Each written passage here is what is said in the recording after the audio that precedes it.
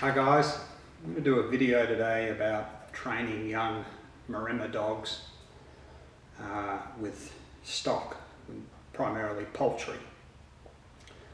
Maremmas were bred originally in Italy to guard sheep, lambs, larger animals, and in Australia and other parts of the world they're commonly used now for guarding poultry, chickens, ducks and so on, and that's what I use my dogs for here on ducks. If you think about it, the characteristics I was breeding into the dogs when I was selectively breeding them for sheep are a little bit different than for poultry. Poultry are more flighty, and it's my observation that flightiness will trigger a bite response in dogs, some adult dogs and even in pups. For instance, I've seen that if you have the dogs, they can access the birds in the houses where the birds that my ducks go in and sleep. If the dogs go in there at night or when the birds are laying eggs, the birds flutter around. That's when they might get a bit excited, grab hold of one. I've got a young pup out there. He's probably 3 months now. He's killed 2 ducks and he's just had a chew on a couple of goslings that I put into the pen. So I need to stop that behaviour now. One, they're there to guard the birds, not to kill birds. I'm an adult dog that kept doing it. I just cut my losses and get rid of them. But a puppy, it's part of the training and learning process with Maremmas, and it's something, if you speak to people, if they've got free range chooks and they've had problems with pups and getting them going, that's something, a bit of a stage to go through. Like kids, they're part of their brain for self-control or whatever, maturity is not yet developed. So one way to do that is to convince the dog that ducks and geese and chickens have magic powers.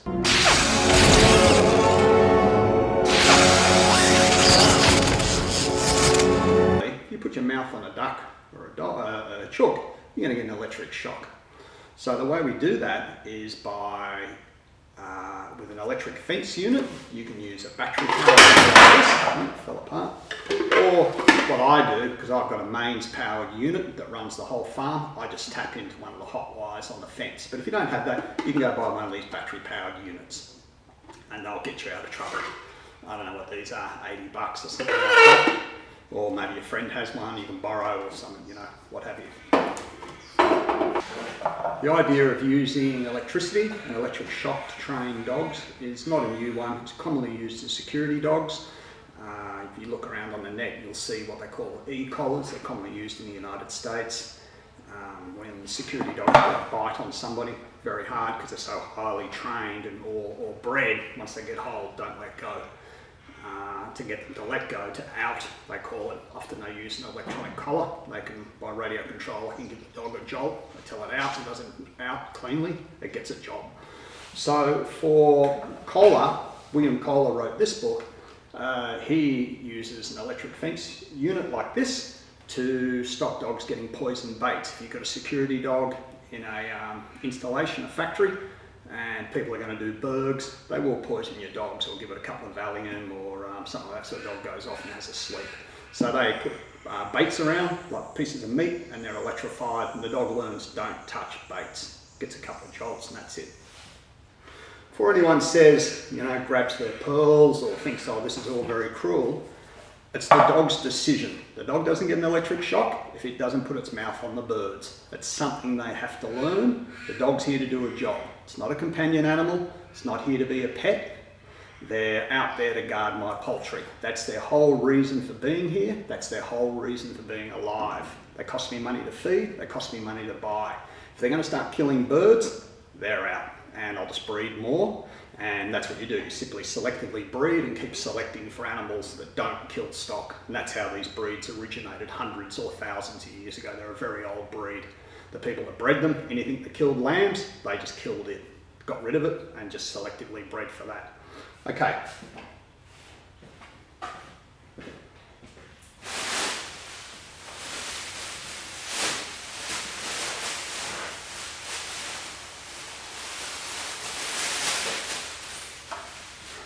What I've got here is a dead duck. This is a duck the pup killed, tore its wing off. Often with ducks, certainly with ducks, the dogs don't even need to really kill them with their mouths. Just chasing them, they'll drop dead of a heart attack, or when the dog gets hold of them, so they don't rip their head off like a fox would or something like that. They'll just chew on them, the ducks die of stress.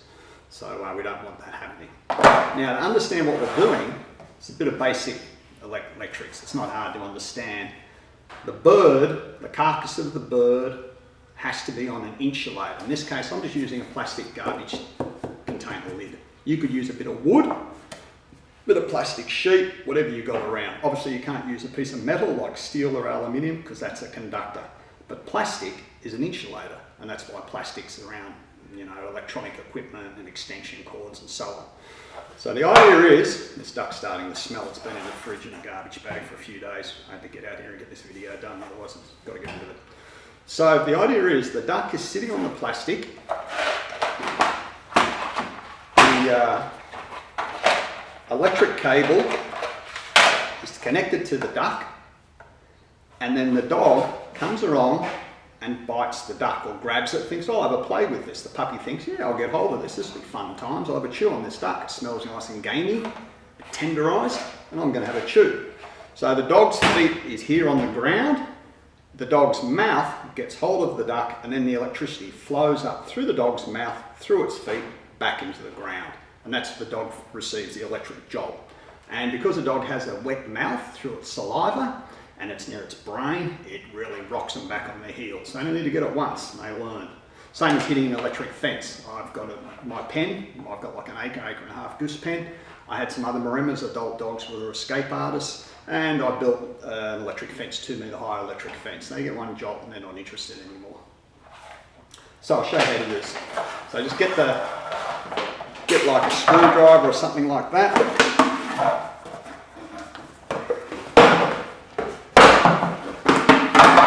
Make some holes through it. Doesn't have to be anything fancy, it's just good enough for the bush.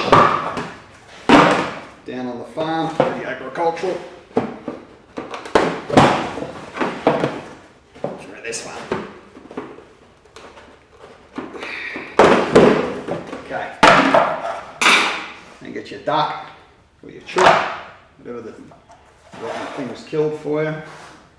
Where are my cable ties? Here they are. Cable ties out. And poke them through. The reason we're cable tying them on, we don't want the dog to be able to lift it off and carry it away and then put the bird on the ground, because then the bird will short out to the ground and he won't get the shock. So it's got to be insulated off the ground. And that's also why we're using plastic cable ties and not say metal wire. You don't want any conducting of the bird, of its carcass through the ground.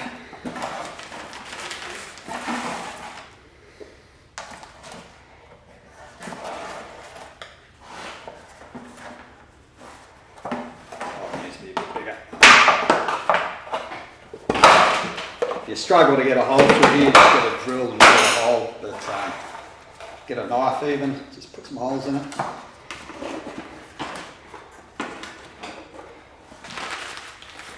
One cable tie is a bit short, so we'll just double it up onto this one. Join two together. There you go, he's not coming off. Just cut your cable ties off there. Here's his wing, it can go on the rubbish, I guess.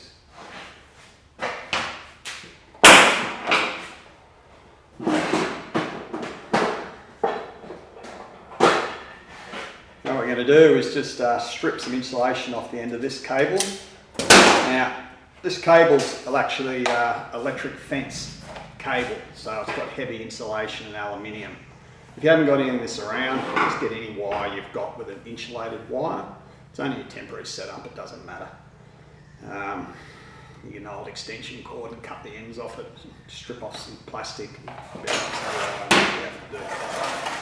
Okay, so here we've got plenty of bare meat, so we're going to stick the wire right down into his, put it anywhere we can get it right down into his carcass so we get a good conductor. That's it. Then I'm going to get another cable tie. double it up because he's surprisingly seems to struggle going through.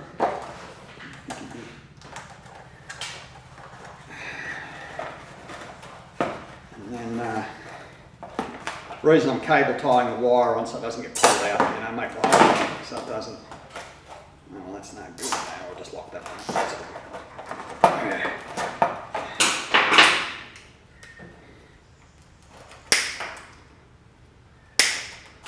So there we go, pretty straightforward. Just make sure none of the duct's hanging out of the plastic, the insulator. Another issue is too, when you get your board or your insulator, make sure it's not so big. Look, it couldn't happen unless you had a Jack Russell or a very small dog.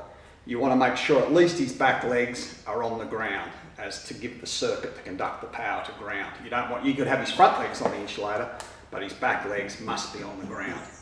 If you're a bit concerned the ground's dry, it's not a good conductor, put a sprinkler on the ground and wet it down for a while. Wet it down, you get the hose, wet it all down. Just make sure you don't get water in here. It's gonna, yeah, it'll be okay anyway, but just, yeah, wet the ground down so it makes a really good connection with his feet. If you're gonna be really hardcore, you could get a bit of salt and water, mix it in a squirt bottle and wet the duct down too, so it makes a really, really good connection with his mouth. You really want to knock them back on their heels that first time, make a really, really strong impression on them. So I think I'm never going to touch one of those birds again because it's just too painful, and animals don't like electric shock. They don't understand. It's bad enough as a human being. We understand the physics involved and what's happening. Animal has no idea about that. It just gets this jolt, especially as I say through the mouth and then the brain, close to the head. A bit like getting tasered, I suppose, and really sorts them out. Okay, we'll go out in the paddock now and I'll show you how to connect this up to the fence. And yeah, and the beauty of this, you can just leave it there in the paddock all day and eventually Muttley will come over there and think, oh, free feed. It's one of those ducks. Well, I might have a chew here. No, you won't. You're going to get this fence I've got puts out 8,000 volts and it'll really sort him out.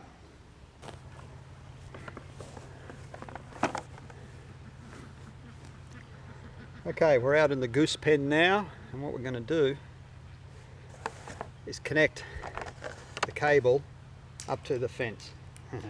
I turned the fence off, but even I hate getting a jolt off this, it's so painful. I was thinking, man, did I actually turn this off? So, and obviously the hot wire is going to be the one where it goes through the insulator. And if you've got a lot of poultry or land, you'll know that anyway. So I've stripped off some insulation off this wire before. It's only aluminium, so you can just twist it around by hand. It's only a temporary setup, doesn't have to be anything fancy. We just go around like that.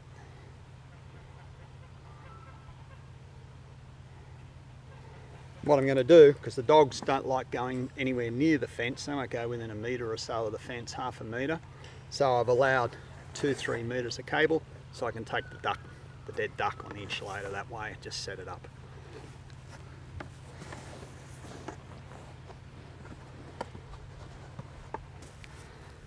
So that's pretty well how it is. I'm just going to push him back. His brisket was sort of hanging over, the breast was hanging over there. A bit of grass won't matter. My Energizer's has got plenty of grunt. Got a battery powered unit. They tend not to have as much power as the mains powered units. So just make sure that you don't have any grass or anything like that where it can short out. Okay, I'm going to go over and turn on the fencer now and then come back. And I've got an electric fence tester unit, and what we're going to do is test this, that we've got, you know, a good strong charge coming through here. You want like 6,000 or 8,000 volts, as I say, to really give him an attitude adjustment. He won't soon forget.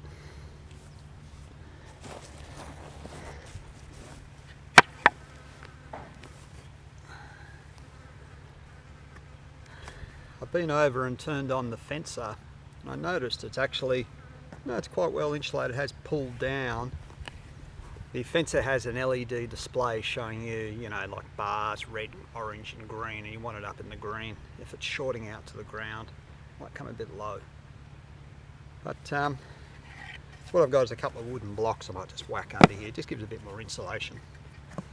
Because the grass is a bit damp, might just be leaking a bit of power to ground. So I've got my fence tester, and we're going to stick it into this duck's carcass, see how much power we've got here. So you just stick the probe to ground.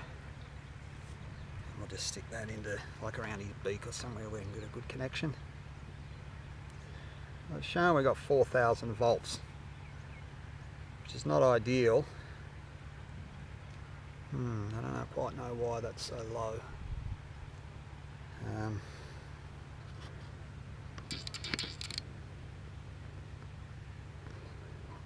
Yeah, as you see, we've only got 4,000 volts. I'd prefer more than that. Anyway, we'll give that a crack.